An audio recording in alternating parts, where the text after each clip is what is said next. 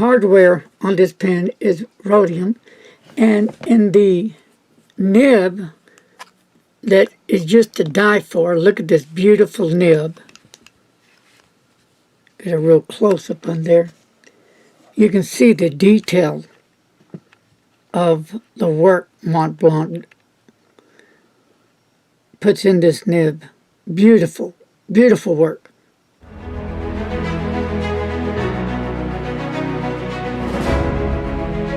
Me and color, Heinz pens and bright colors have always been a deal. Yep. So we've got purple and fuchsia and green and turquoise and dark blue, and then we match the clip and nib colors, so they're very, very cool. That's awesome. I remember Larry showing me. He said, "I'm going to have Jim make me a pen, but I'm choosing the colors." And he got crayons, if I'm not mistaken. And you made some colors with your crayons and said, "I'm going to get Jim to make my pens with this color." Am I right? You recall that? He made, yeah. Yep. It's been a while, but yeah, he made it. Yeah. Yep.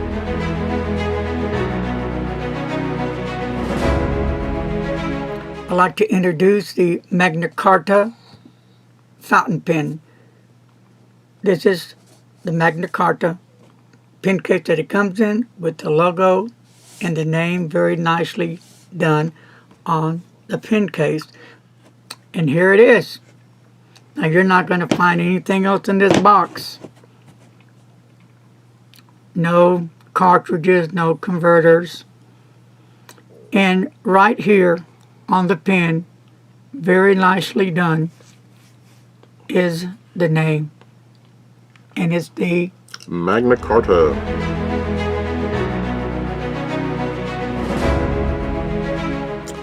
This was the black and blue marble resin. It has a gun plated over it. Beautiful pen. And it comes with a felt tip. And the writing tips on these pens come in different sizes, like 0.8 millimeter, 1.0 millimeter, 1.2 millimeter, and 1.4 millimeter.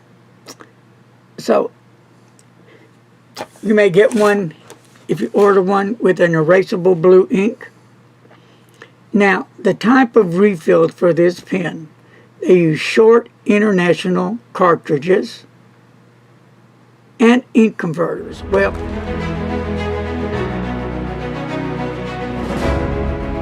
I'll also be ordering more of these guys. right. This is the Mocha pen. This is called Mocha because you can see it looks like a 1950s style coffee pot. Yeah, it's cool looking pen. I've been looking It's at cool. it. That Very is cool interesting. pen. Yeah, I thought it was. Stands up like the coffee pot. Mocha. Yeah, you know, every time I go to your website, I always go to that pen to look at it. Isn't it cool? It's just an interesting pen. Not a large pen. It's not a large pen. I love the shape. It's a good size. It's a great shape. It will post. You can screw it on to post it. It actually becomes a really unique style and shape because of the cap and barrel difference. It screws on. Well done. Becomes a well balanced pen in that way. This nib is actually pretty small. It's 100% made in-house. This nib is like a medium only. It's probably like a number 4. It's even smaller than a number 5. Medium point only. It comes with a standard cartridge, and it actually will take that little Monteverdi push converter that I do sell. The one that has a little plunger, you pull it up at the back. Yeah. You can only pull it about halfway up in order for it to accommodate in this barrel.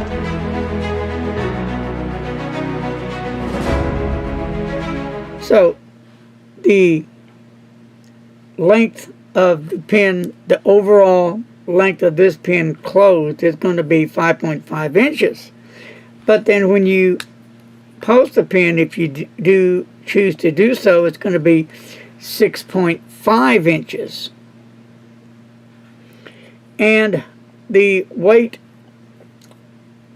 total overall weight of the pen with no ink in it, it's going to be 0.6 ounces or 17 G's, they said. So one of the three, it uses the Lamy converter, just a gorgeous pen.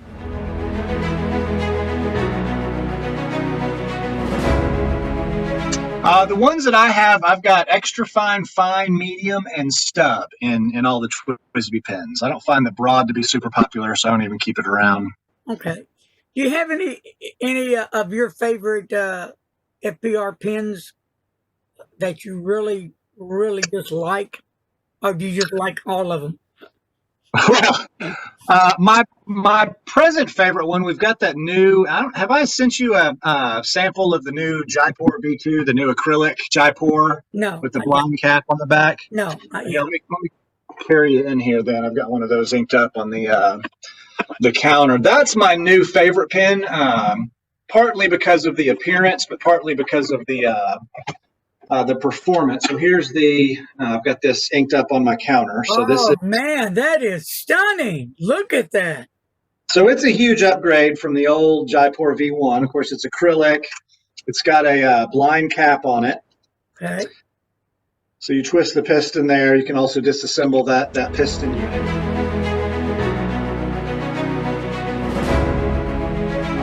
God, Really super pretty. Look at this big clear section down here. that is so dang good looking. Yeah, you know, it's 18 karat rhodium plated, gold nib. Beautiful, gorgeous Yeah. pen. Yes. Pull it out. Yeah, it's really, really a stunner. It is a stunner. I'm telling you. This is not for someone who's shy. You know, you're going to get noticed when you pull this out of your pen case at work. Yeah, yeah. You know, I Absolutely. don't care who sees me with my pens. I love my pens. So Yeah. Oh, did you see on this one? Did you notice that the section here is a visualated section because this is 2-stage power filler now. Okay. So now you can see how much ink you have here and how much ink you have here. Wow. So see, my problem is which one of all these pens you're showing. You know, then I'm going to have to say which one. That's the hardest part. I got this one off eBay. I can't see these types. They're discontinued, I'm sure by now. But I was looking on eBay and I really can't find this certain one. But they're kind of pricey, I think, on eBay. But they have a nice balance to the pen. They feel nice, and they only weigh like 22.1 G's. So, you know, it's not a real light pen. It's not a heavy pen. It's just an average, I would say, pen. It's, you know, it's not just an everyday pen, which it can be, but it's also for students and professionals. This pen is made for, if you're a pen user, if you're a pen enthusiast, then you know what I'm talking about. Aurora.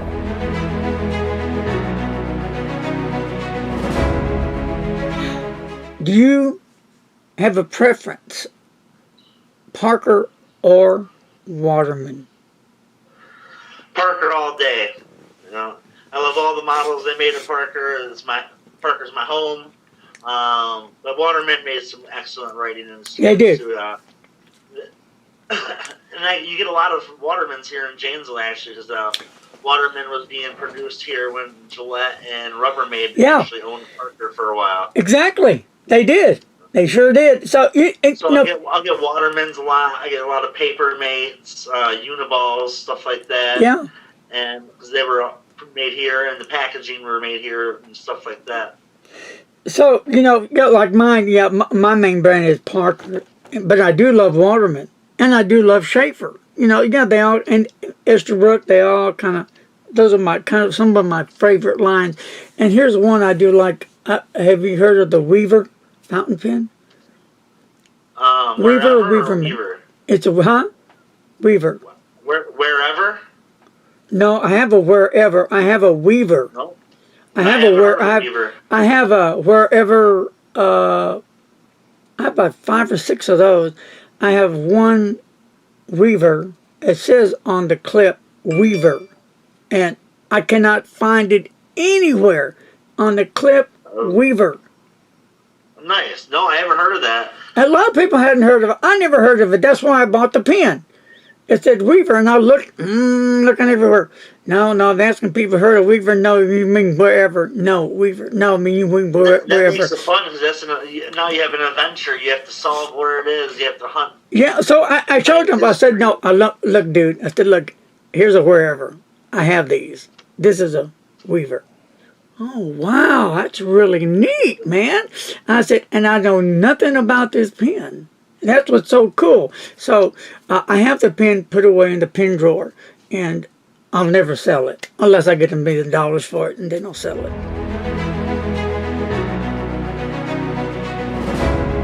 Pull it out the sleeve and let you get a little look-see.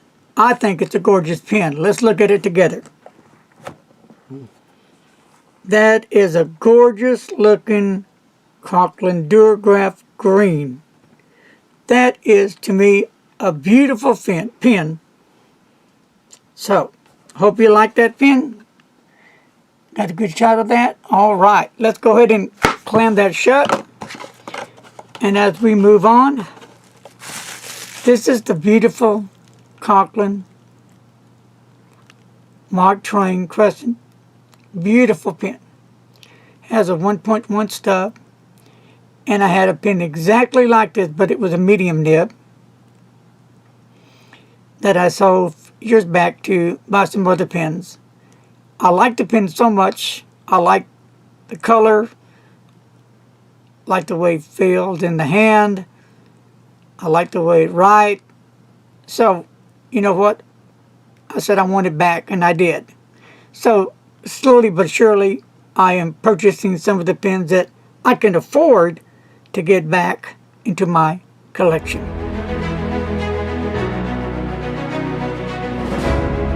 Greetings, everybody. Welcome to Larry's Fountain Pen Reviews, and I'm Larry, your host. It's time to do some rock and roll with some good old-fashioned fountain pens, the kind you ink up. Can you dig it? Let's look at the fountain pen. Pretty interesting demonstrator here. We've got a platinum cool here, the demonstrator version, and it has a translucent resin body, as you can see. And inside it, I have a platinum converter inside. It only uses platinum cartridges or a platinum converter. That's it. It won't take anything else than that. And then you have on your cap, you have a band on your cap, and then it does have the, your pen, and it has platinum on it. Looks real nice. A nice clip on it, sturdy clip. And you go on top, there's that seal there to protect that nib, hopefully from drying out. You unscrew it's a pull out. So, and then it does secure properly, no problems when you post the pen. I like it. I like where you can see the feed, where the ink is already going down in the feed all the way down to that nib.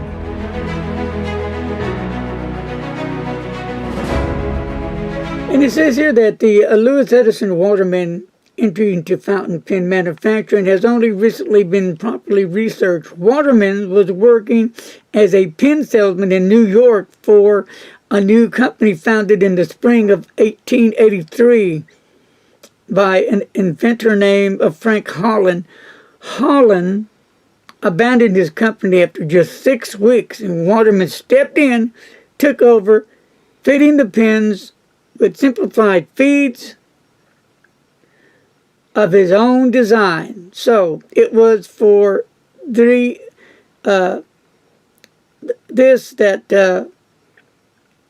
one of the reasons that Waterman survived and lived and it didn't die.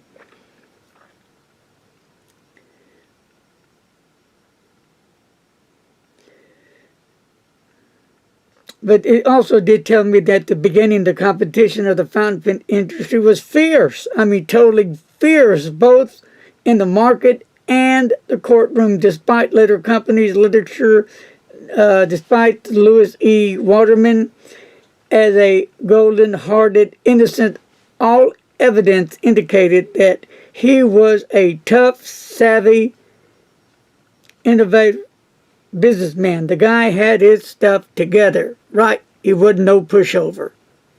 So that was interesting. So, you know, when you buy a vintage pen, I recommend you trying to Google and look up the history about when the pen was made, the story about the pen, how it survived, how it did not survive, who took over when a person passed away or didn't want the business anymore. A lot of interesting details, you know, and how long this pen has lasted, so it really is neat. I have several other Watermans, but this is the only one that I've chose to do today, and I've been writing with it for a while now. The nib is a 14K nib. Like I said, it's a rigid nib.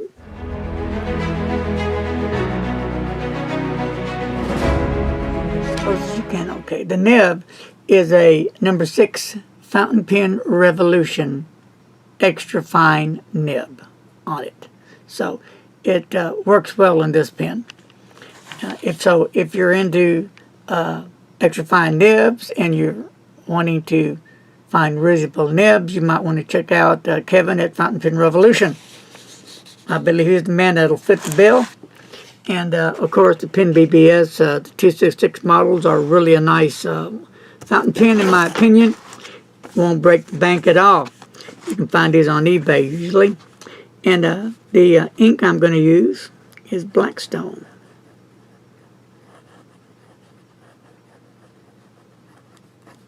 Daintree. Really a nice nib. Really sweet. And we'll do some reverse.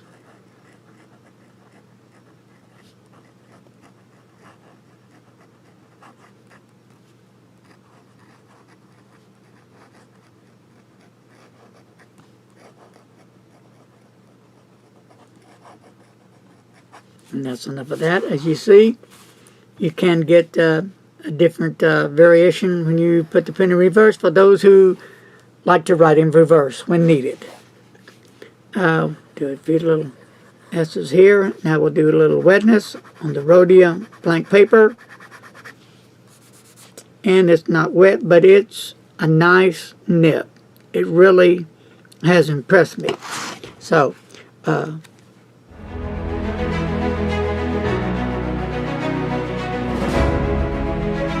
this edition, a special edition for Goulet pens, came out with a Bach nib. And I've been wanting to try the Bach nib to see if it was a big improvement over the Conklin basic nibs that they carry. And you know what? I'm glad I did. Really, the Bach nib totally rocks on this pen.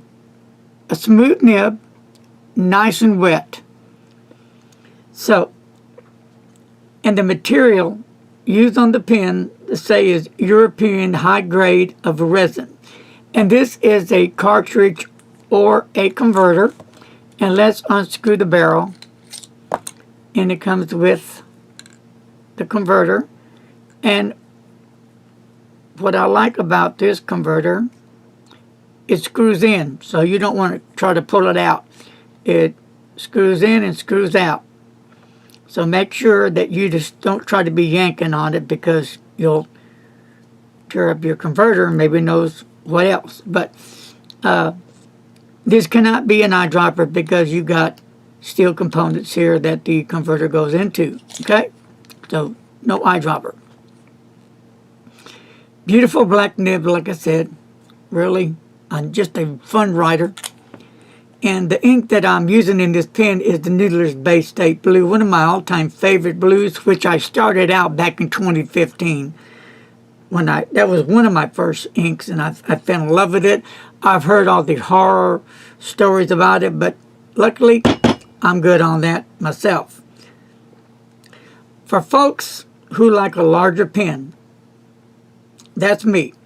A pen that stands out in a crowd, but still fits a small hand like I have. I have small hands, and it fits my hands nicely.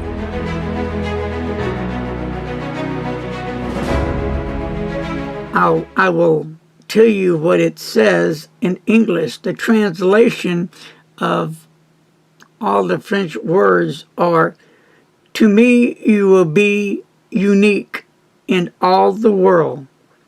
Pretty cool. With your Mont Blanc snow cap on the top, and this beautiful resin material they make these pens out of. And I don't know if you can see it here, but it does have the imprints of the fox. Pretty cool. A really nice pen. And right here, let's go right to the clip of this pen. The clip as a reminder of laughter in the stars. A golden star is adorned to the clip. Right there, there's that beautiful star, which will remind you of the prince and the fox. Beautifully done. And this can come off. I just left it on there with a fine nib. Very nice, beautiful fountain pen. Fits really nice in the hand, nicely balanced. Can you post it? You sure can. And post securely for those who are into posting. Now this is a fine nib. So before I get to writing, let me just look up some notes right there.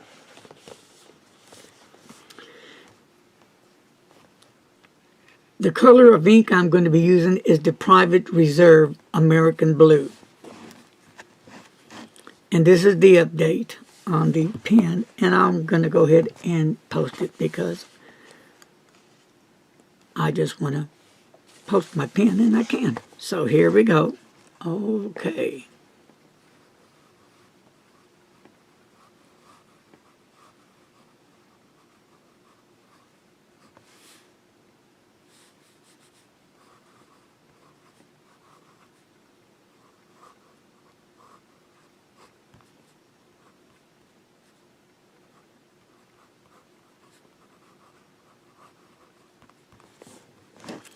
And the ink I'm using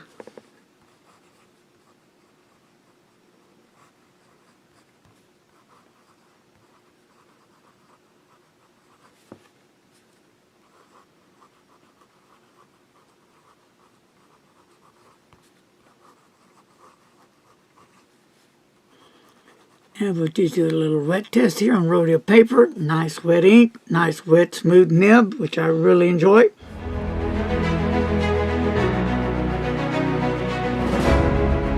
Look at the pen. You know, it's the material used to make the pen is plastic.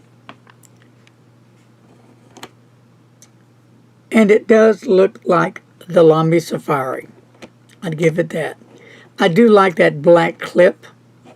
It goes well with the colors. And it does, the color of the pen is really nice. It has like turquoise and green colors all mixed through the pen, as you can see.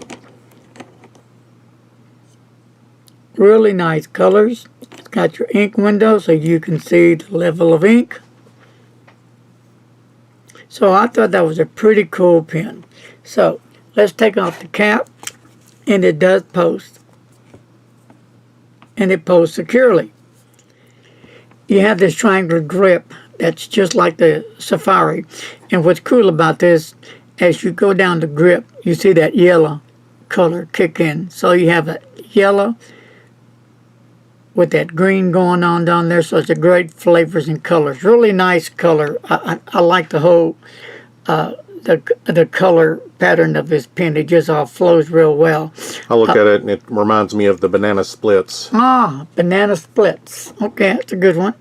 And here's what's cool about this nib. Look at the color of that nib. Can you get a good close up? Like, it's got purples and blue tones into it. Like, you know, sometimes when you burn steel, it gets so hot it changes colors. That's what it kind of reminds me of. This is an extra fine nib, and it has here the name of the pen on the nib as well. Turn it over, and there's your feed.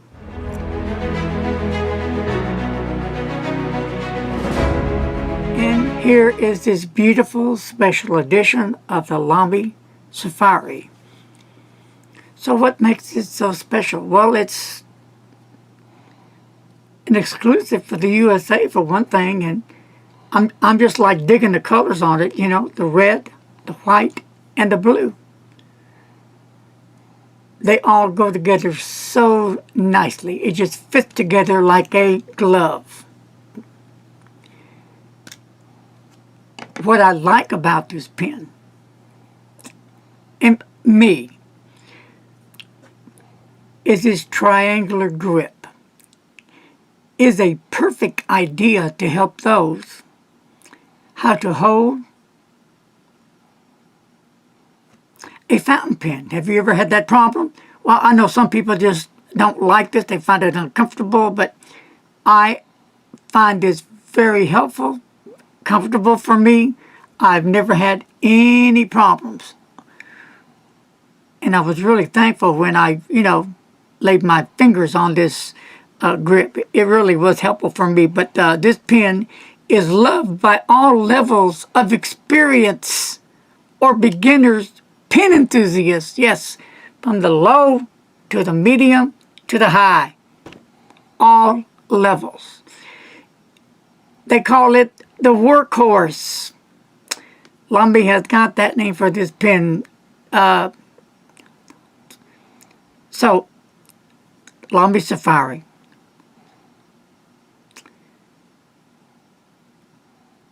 The reliable, its ruggedness, and its no-nonsense functionality is why they call it the workhorse. You know, I really do. For me, I'm saying it again, enjoy these fountain pens. On we go. The nib. This is the nib, my friends. On these pens are easy, and they are when I say that they're easy to change out, and you can swap them out for another size nib of your choice. I've done videos already how easy it is to take this pen out. It's friction fit, the nib, excuse me, how to put some Scotch tape over the nib and just pull it straight out and put another one right in. It just really easy. And it's pretty cool because that way you can purchase other nibs and you can try out, see how that nib performs, see what you think of a nib, you know, because you may like a fine or a medium or a broad, but, you know, they do carry a variety of nibs.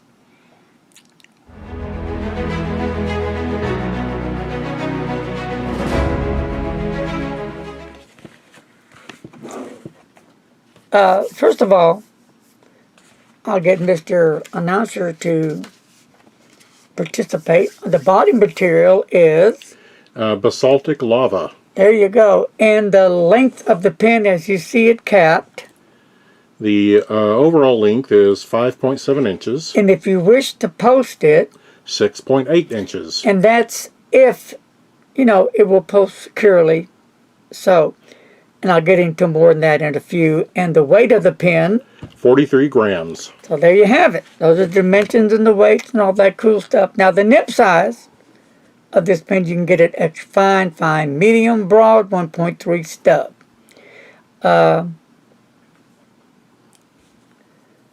Let's talk about this beautiful pen. It has the traditional clip on it with Visconti done on both sides. Looks like it's more done like enamel, but I do like that red they did on the Visconti name there. Logo's really nice. At the middle of the clip, it has like double rings or bands, if you call it. And they're really nice. I like that red with the black. It just pops. And at the top of the cap, it has on the finial there, it has the Visconti logo. And you can use the My Pen system to change that out if you wish. Right here at the middle of the pen on the barrel, you have the Homo sapien, very pronounced, well done, engraved in beautiful white and that over the red with a V for Visconti. Just a really remarkable fountain pen. And you go down the barrel and you have another red ring around there as well, and nothing on the end. I do have the pen inked up with some ink, so we'll get to that in a minute. And I've been using it for a while. And let's talk more about this beautiful pen.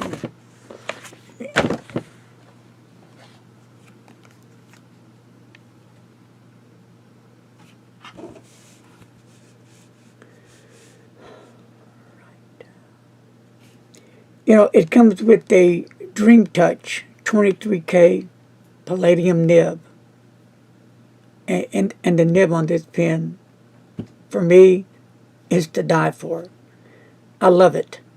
Here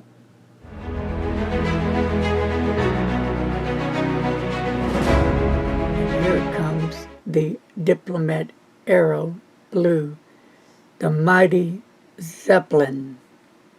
Beautiful fountain pen.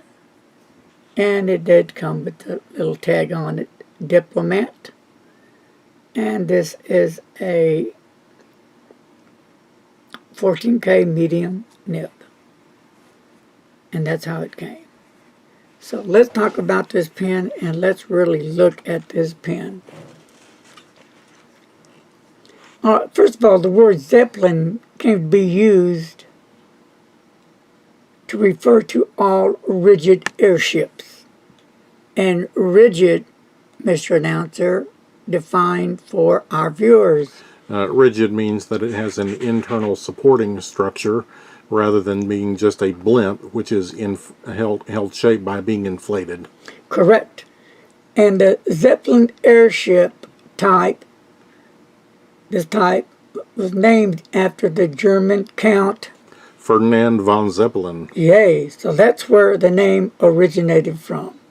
And he pioneered the rigid airship development, first back in 1874, and formulated, and then it was developed in detail in 1893, if I got that right. And they were patented in Germany, I believe, in around 95. Then in the good old USA in 1899, if I'm correct. So a lot of history, a lot of story behind this pen. It's just not a pen, at least to me. You know, I like pens that have story about them, you know, about the development of the pen, how the maker put a pen together, what were the thoughts of the person that was making the pen, the designer, and this is it, a beautiful pen, I think. It's a anodized aluminum, and the pen again is inspired from Zeppelin. The barrel and the cap have grooves like depressions in it, as you can see. That's really cool. I like that. You know, this is what got my attention.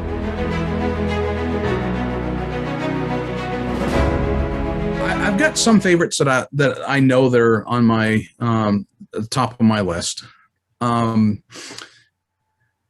on one of your groups that you do for your Fort Worth Pen Club online, I shared some of that. But Waterman Edson is always towards the top of my list. I've absolutely loved my Waterman Edson. Waterman Phileas, like I shared earlier, that's always going to be one of my favorites. Great workhorse pen, great writing pen, never failed me at all. Favorite categories, like when not just an individual pen, but Red Ripple 1920s Watermans with a number 5, a number 8, number 6, number 7 nib. Love them. Schaefer flat tops from the 20s and 30s. Absolutely love them. Those are some of my favorites. And moderns, I've really liked that Conway Stewart, the Churchill Conway Stewart. This is one of my favorites right here. This sits on my desk all the time. It's a Waterman 67. It's a red. It's not a red ripple, but it's a blue and olive ripple. Beautiful. It's a hard rubber pen from the 1920s. Nib size. What size nib? This is a beautiful number 7. It's a number 7 nib, and it's a gold nib, but it's a stiff nib. It's a very firm. It's a very firm beautiful nib on that sucker. It is, and I keep this inked at all times. Always sits here on my desk. I got a pen holder off to my right here, since I'm right-handed, and I use that incessantly. So I've always got that here on my desk. So I've always got an affinity for the 1920s, to me, which was the heyday of both Schaefer and Waterman production for vintage pens. To me, the 1920s, when you can get the hard rubber pens, to me, is my favorite time period, whether it's the black, the black chased hard rubber, or it's the red ripple, which I have a great affinity for, or the blue ripple in the Watermans. Absolutely love them. And like this jade, the only thing that I wish was different about it is that it was oversized. Okay. That's the only thing I wish I could have different on this one, is just that it was bigger. And I've got some bigger Is that ones. size more of a pocket size? No, this is actually their regular size. They're right. That's their standard size. And I've got one here that's in more of a pearl, a black and pearl, that's oversized. So it's the big brother kind of thing to that. What I'd like to do is tell you a little bit about the company. And while I'm doing it, I'm going to show you some pictures and I'm going to show you some pens. And so in doing so, hopefully it'll give you a little bit better experience, even though we're remote and doing this via computer. So right now, Larry, if it's okay, would you mind, I need to have you enable me to share the screen. It's all you got to do. The simplest way to do it would just make me a co-host. Like if you go to the little 3 dots above my screen, then it'll just give me those permissions and you don't have to go back in and reset all the settings. You're done. There you go. Perfect. Thank you. So what I want to do is show you some photos, and hang on just a second here as I switch to the screen sharing, and then I want to show you some photos. And as I do so, we'll talk a little bit about the pens that are depicted. Our specialty is working in precious metal. And in order to understand that, you have to understand a little bit about the history of the company. And so I'd like to share a little of that with you. The owner of the company, Maurizio, started out his career as a teenager. He was in the apprenticeship program to join the Goldsmiths Guild. Italy is still governed by, in some occupations, a guild system that dates back to the Middle Ages. And working in precious metals, you have to be a member of the guild to do so. And so he did his apprenticeship and learned the trade of silver and goldsmithing. And then he lived in Settimo Torinese, though, right outside of Turin. And if you follow Italian pen brands, Aurora, for example, that is the historic city of the pen manufacturers. Many of them were sort of designated areas. Industries in Italy were sort of distributed to, give work opportunity throughout the country. And Turin got the pen making industry traditionally. I know we have companies, Delta and its successors, and Stipula, are located in other cities. But the traditional city of pen making is Turin, specifically Settimo Torinese. Aurora is still located there today. Well, our owner went to work at the pen factory and learned to make pens working there. At some point down the road, he decided he wanted to merge his skill of pen making along with the craft of silversmithing. And he started his own company, which the official name of the company is Aurum Vallis.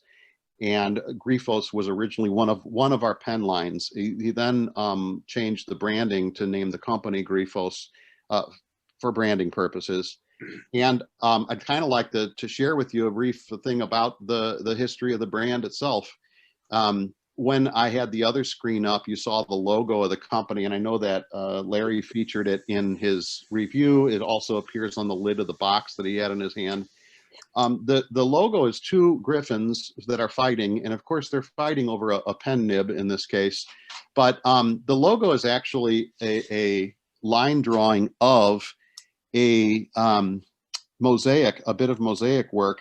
When the owner was in middle school or junior high, his teacher was friends with a fellow who was works in the contracting business, and they were doing some remodeling work on a church in his town. And the friend called his teacher and said, "Hey, bring the kids over here. I want to show them something before we have to call the archaeologists in." What happened was they inadvertently unearthed Roman ruins. And his teacher brought the kids over, and they were the first people since 1003 AD to see, when the church was built, to see this bit of Roman mosaics. And there was a large mosaic work in the floor of two griffins fighting, and that kind of stuck with him. And so when he ended up developing the brand and creating the logo, that it was that experience that he kept in mind. And from that also comes the name of one of our pen lines, which the pen that Larry reviewed comes from that line, which is Alius ex Alio. Many of the pens either have an Italian name or a Latin name, the Latin, of course, being a nod to the Roman Empire. Alius ex Alio in Latin means from one to the other. And so his thought was, okay, symbolically, that the griffins that were in that Roman mosaic, it was a Roman temple that got built over and turned into a Christian church, which was very common with Roman ruins. And the idea of it was sort of reusing, recycling, but also shifting from one point of view to another. And so he's kind of kept that mentality of from one to the other, and also thought of pen and the pens and craftsmanship and handwriting as one of the ways that we still maintain that kind of human contact from one to the other. And so that's sort of in the spirit of the work and in the brand. It's why many of the names have Latin in them, or they're inspired by something from history or something cultural. The pen you're looking at right now, for instance, has a lotus flower in it, which, if you know anything about yoga or about Eastern culture, or many, many cultures have taken the lotus flower in, but it's a symbol of wellness and health and well-being. And this particular pen was originally designed for the Indian market. We have a fellow that distributes there, and I supply him. And we did this pen as a custom for that market. Well, we then ended up bringing it in over here. It's a beautiful pen, and it sort of shows off some of the craftsmanship that we like to specialize in. So for starters, I mentioned that Maurizio originally trained as a goldsmith, silversmith.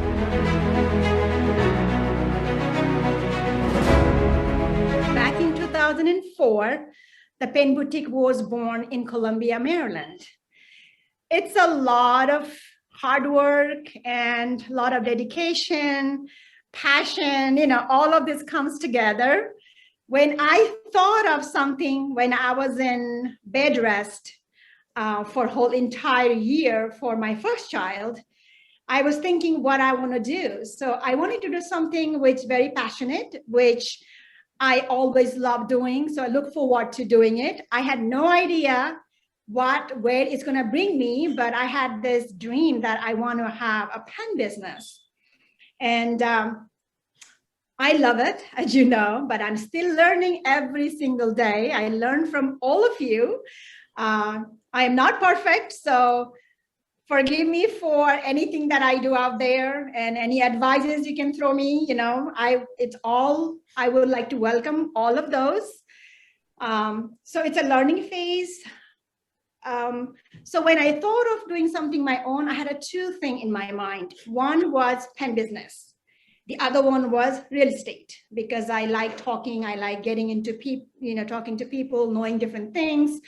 So between those two, I decided to do with pen, because I keep going back to the pen. So in the journey of pen business, when the Pen Boutique was born in 2004, prior to that, I was already involved with the industry. I knew a little bit about it. And my education was also into management. So it kind of fell apart together when I thought of it. But in the journey, I had to struggle a lot because mall management was not believing my project. Vendors was not giving me what I was looking for. So it was not an easy thing to do because I was fresh out of college. I didn't have a whole lot of credit.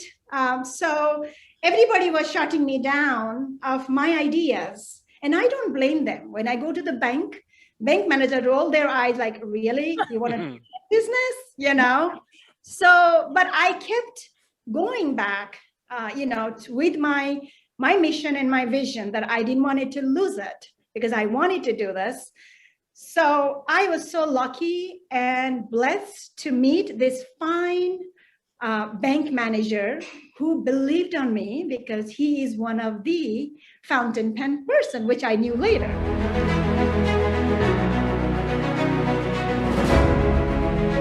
What is the hardest thing about your job? Oh, it's the hardest thing.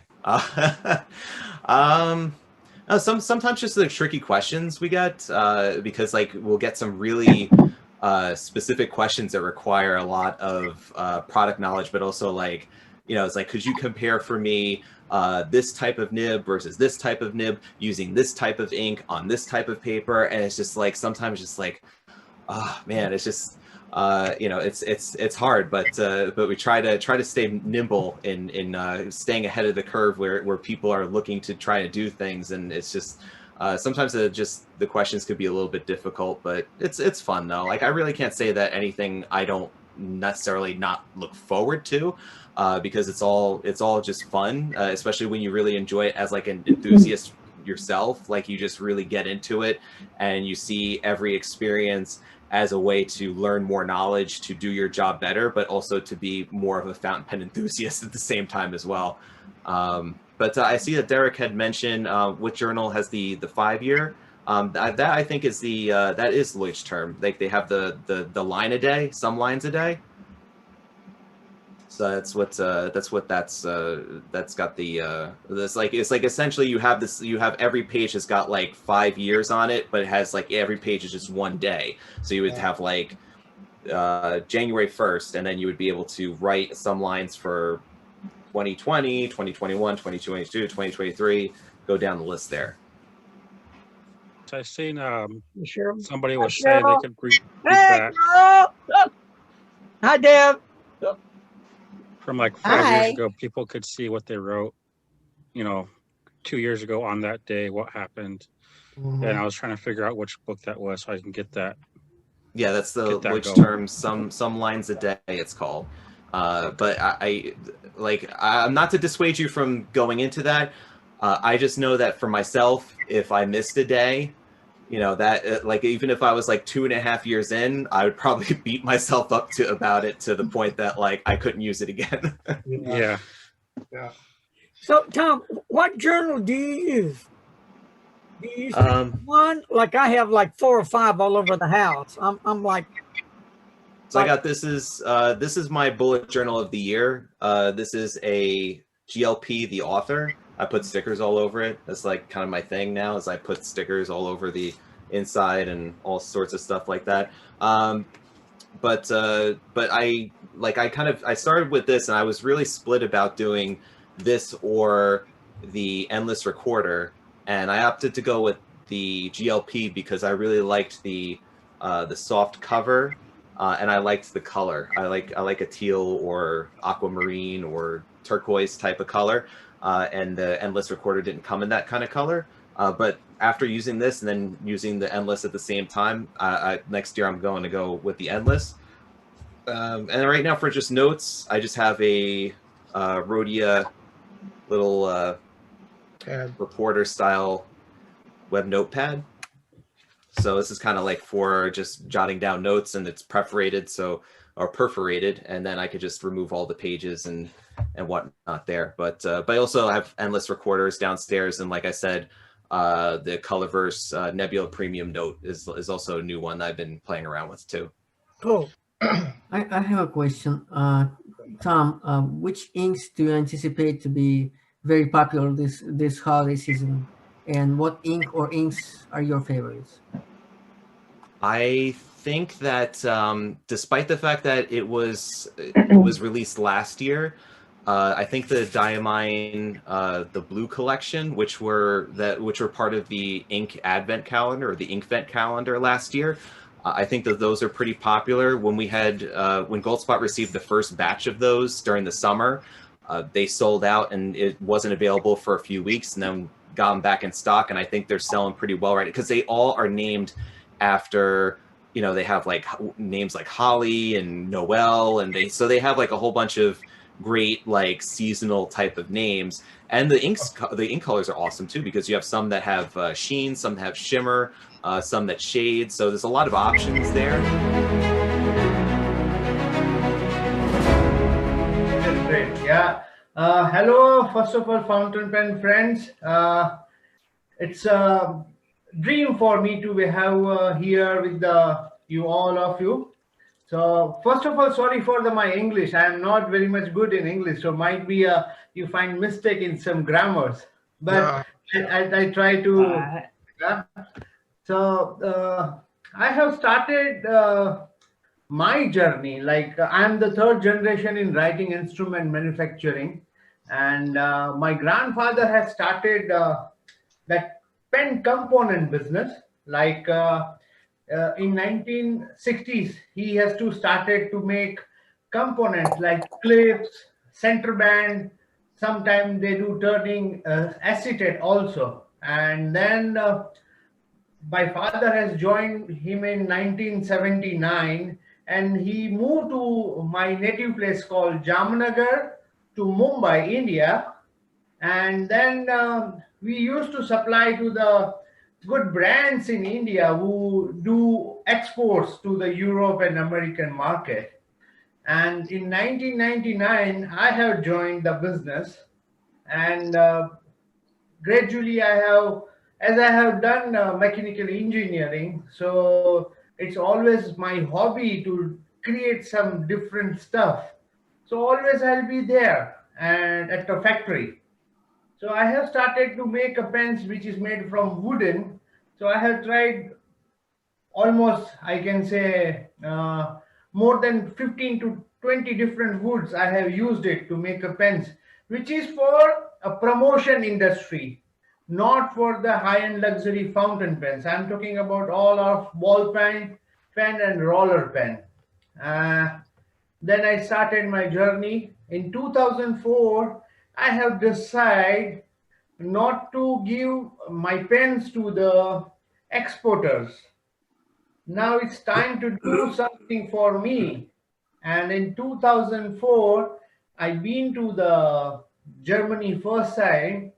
It was my first foreign tour in 2004. I've been to Germany, Frankfurt. It was an exhibition called Paper World. So I have participated in it. And with the grace of gods and all, we get very good business, very good business.